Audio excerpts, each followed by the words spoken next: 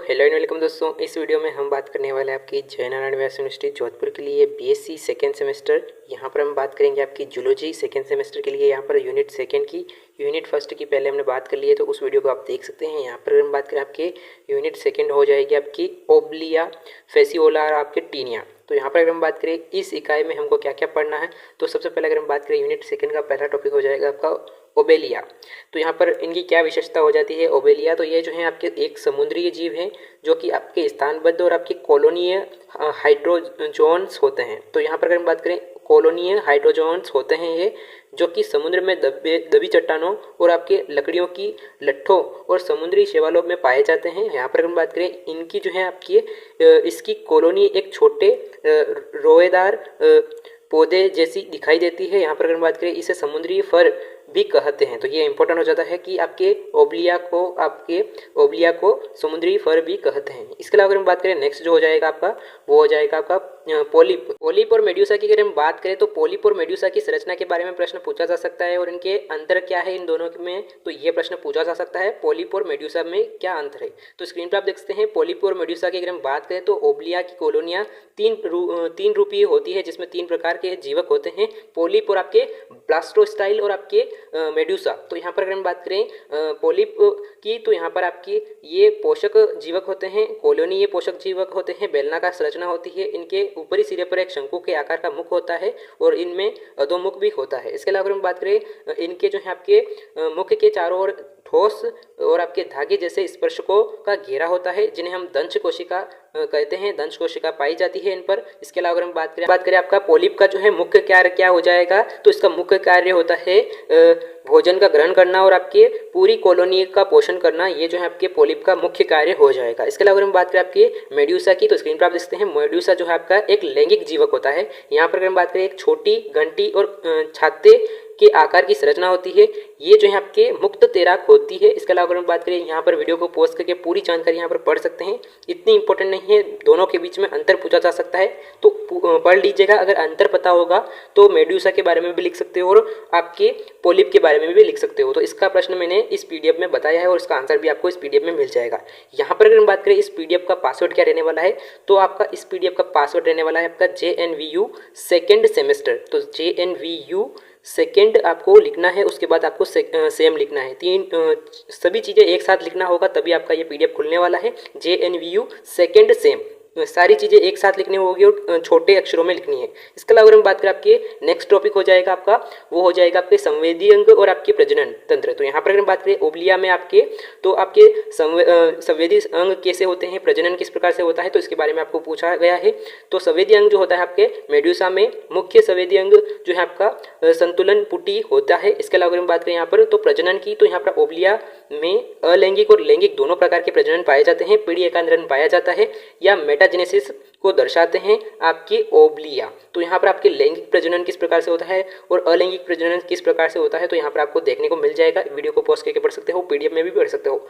यहाँ पर अगर हम बात करें जीवन चक्र किस प्रकार से होता है आपका ओब्लिया का, तो इसके बारे में प्रश्न पूछा जा सकता है। तो स्क्रीन पर आप देख सकते हैं आपके जीवन चक्र के बारे में आपको यहाँ से प्रश्न पूछा जा सकता है। नेक्स्ट अगर हम बात करें आपके यूनिट सेकेंड का सेकेंड टॉपिक हो जाएगा आपका फेसियोला। तो फेसियोला के बारे में आपको पढ़ना है, इंपॉर्टेंट हो जाता है।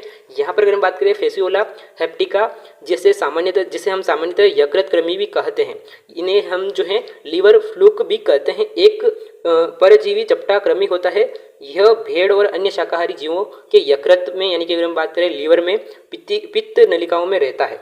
ये छोटा होता है, यकृत में पाया जाता है। जो भेड़ होते हैं उनके जीवों के जो है आपके भेड़ होते हैं उनके यकृत में पाया जाता है। इसके अलावा अगर हम बात करें इनके जीवन चक्र की, तो यहाँ पर स्क्रीन पर आप देख सकते हैं इसका जीवन चक्र दो पोषक रूपों में होता है। तो यहाँ पर आप वीडियो को पॉज करके देख सकते हैं।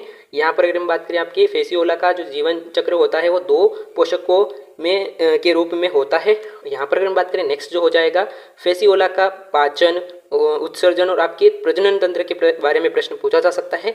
तो यहाँ पर शॉर्ट जो है इंपॉर्टेंट हो जाते हैं, तो देख लेते हैं। यहाँ पर अगर बात करें आपकी पाचन तंत्र किस प्रकार से होता है आपका फेसियोला में, तो स्क्रीन पर आप देख सकते हैं आपकी इनका पाचन तंत्र अपूर्ण होता है। इसके अलावा अगर हम बात करें आपकी मुख जो है आपका अग्र चूषक के केंद्र में स्थित होता है। इसके अलावा अगर हम बात करें आपके मुख एक पेशीय ग्रसनी में खुलता है, यानी कि हम बात करें आपके फेरिस क्षेत्र में खुलता है। इसके अलावा अगर हम बात करें आपके ग्रसनिका से जुड़ा रहता है मुख। इसके अलावा अगर हम बात करें आपके ग्रसनिका जो है आगे चलकर जो है आपकी 2 शाखाओं में बढ़ जाती है। तो यहाँ पर आपका पूरा पाचन तंत्र समझाया गया है। इसके अलावा अगर हम बात करें नेक्स्ट जो हो जाएगा आपका उत्सर्जन तंत्र, तो किस प्रकार से आपका फेसियोला में उत्सर्जन तंत्र होता है। तो यहाँ पर आपको प्रमुख रूप से पूछ सकते हैं कि किस प्रकार का तंत्र पाया जाता है। तो यहाँ पर आपके प्रोटोनेफ्रिडियन तंत्र पाया जाता है आपके फेसियोला में। इसके अलावा अगर हम बात करें इनमें विशेष प्रकार की ज्वाला कोशिकाएं होती है। प्रत्येक ज्वाला कोशिका से कशाभिकाओं का एक गुच्छ निकला रहता है जो कि लगातार गति करता रहता है। इसके अलावा अगर हम बात करें आपके इनकी कोशिकाओं का कार्य जो है शरीर में अपशिष्ट पदार्थों को इकट्ठा करना है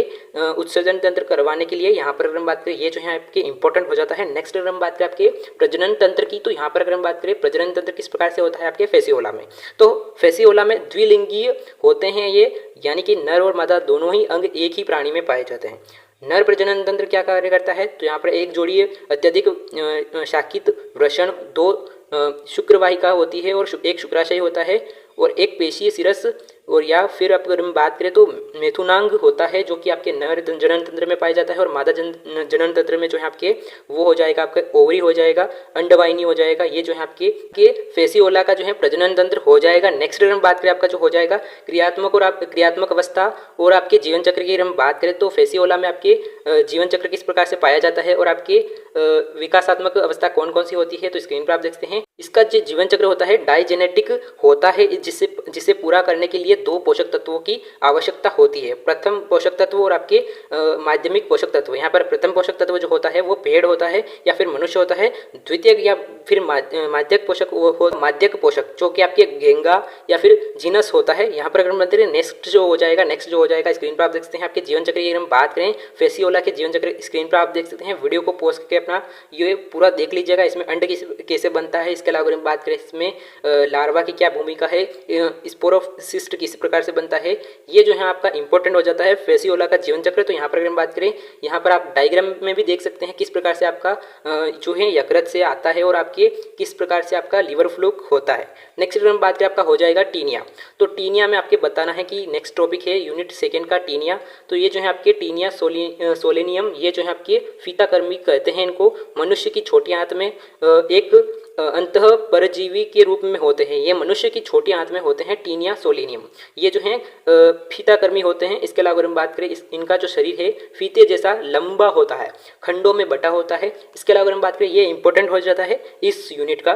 तो यहाँ पर अगर हम बात करें इनके शरीर की दीवारें, उत्सर्जन तंत्र और आपकी तंत्रिका तंत्र की संरचना किस प्रकार की होती है टीनिया की। तो यहाँ पर अगर हम बात करें इनके शरीर की दीवारें के बारे में आपको पूछ सकते हैं, बॉडी वॉल के बारे में पूछ सकते हैं।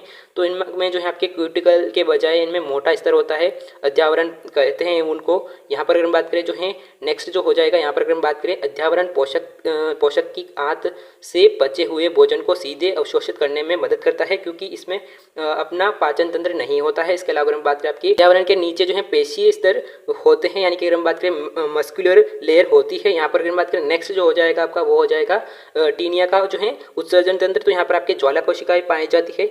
यहाँ पर अगर हम बात करें पूरे शरीर में 4 अनुदैर्घ्य उत्सर्जन नलिकाएं फैली होती है। इसके अलावा अगर हम बात करें आपके ये नलिकाएं अंतिम खंड में मिलकर आपके उत्सर्जन छिद्र द्वारा बाहर निकलता है आपका उत्सर्जन। इसके अलावा अगर हम बात करें उत्सर्जी पदार्थ, यहाँ पर अगर हम बात करें नेक्स्ट जो हो जाएगा आपका वो हो जाएगा आपका तंत्रिका तंत्र। तो यहाँ पर नेक्स्ट जो हो जाएगा आपका तंत्रिका तंत्र की अगर हम बात करें तो यहाँ पर आपके तंत्र जो है आपका आदिम, यानी कि अगर हम बात करें प्रिमिटिव पाया जाता है तंत्रिका तंत्र।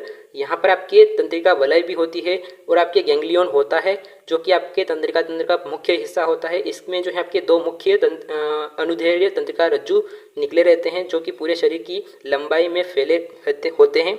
यहाँ पर अगर हम बात करें ये रज्जु का आपस में अनुप्रस्थ तंत्रिका तंत्र द्वारा जुड़े रहते हैं, जिससे यह सीढ़ी जैसी दिखाई देने लगती है तंत्रिका तंत्र। यहाँ पर अगर हम बात करें आपकी टीनिया में प्रजनन और जीवन चक्र की विकासात्मक अवस्था की अगर हम बात करें तो यहाँ पर आपको वीडियो को पॉज करके आप देख सकते हैं। ये इतना इंपॉर्टेंट नहीं है, लेकिन ये उत्सर्जन तंत्र और आपके तंत्रिका तंत्र के बारे में प्रश्न पूछा जा सकता है। यहाँ पर अगर हम बात करें इस यूनिट के कौन कौन से इंपॉर्टेंट प्रश्न बन सकते हैं आपके, तो यहाँ पर स्क्रीन पर आप देख सकते हैं। यहाँ पर अगर हम बात करें पहला इंपॉर्टेंट प्रश्न आपका बन सकता है वो बन सकता है आपका ओब्लिया में पीढ़ी एकांतरण को आप कैसे समझा सकते हैं, इसके बारे में प्रश्न पूछा जा सकता है। इसके इसके अलावा अगर हम बात करें आपको अंतर पूछ सकते हैं, मैंने आपको बताया था पॉलिप और मेड्यूसा में क्या अंतर होता है, इसके बारे में आपको प्रश्न पूछा जा सकता है। ज्वाला कोशिका क्या होती है, इनके कार्य बताइए, तो इस पर प्रश्न पूछा जा सकता है। तो इन पर प्रश्न पूछा जा सकता है, इनके आंसर आपको इसी वीडियो में देखने को मिल जाएगा। जैसे कि अगर हम बात करें यहाँ पर छोटे प्रश्नों में यहाँ पर स्क्रीन पर आप देख सकते हैं ओब्लिया का पेडिया का अंतर से आप क्या समझते हैं, तो यहाँ पर स्क्रीन पर आप देख सकते हैं इनके आंसर आपको यहाँ पर देखने को मिल जाएंगे। यहाँ पर अगर हम बात करें नेक्स्ट जो हो जाएगा आपका पॉलिप और मेड्यूसा में जो है 4 मुख्य अंतर लिखिए, तो ये भी इंपॉर्टेंट हो जाता है। नेक्स्ट अगर हम बात करें आपका अंतर आपको यहाँ पर देखने को मिल जाएगा। इसके अलावा अगर हम बात करें नेक्स्ट जो हो जाएगा आपका वो हो जाएगा आपका ज्वाला कोशिका क्या है, इनके कार्य क्या है बताइए, तो ये भी इंपॉर्टेंट क्वेश्चन बन सकता है। ये जो है इंपॉर्टेंट क्वेश्चन हो जाते हैं इस यूनिट के। तो अगर आपको ये पीडीएफ चाहिए तो टेलीग्राम चैनल को ज्वाइन कर सकते हैं। इसके अलावा अगर हम बात करें पासवर्ड मैंने बता दिया है। आने वाले समय में जेएनयू से जुड़ी जानकारी पाने के लिए चैनल को सब्सक्राइब करें। थैंक यू, जय हिंद।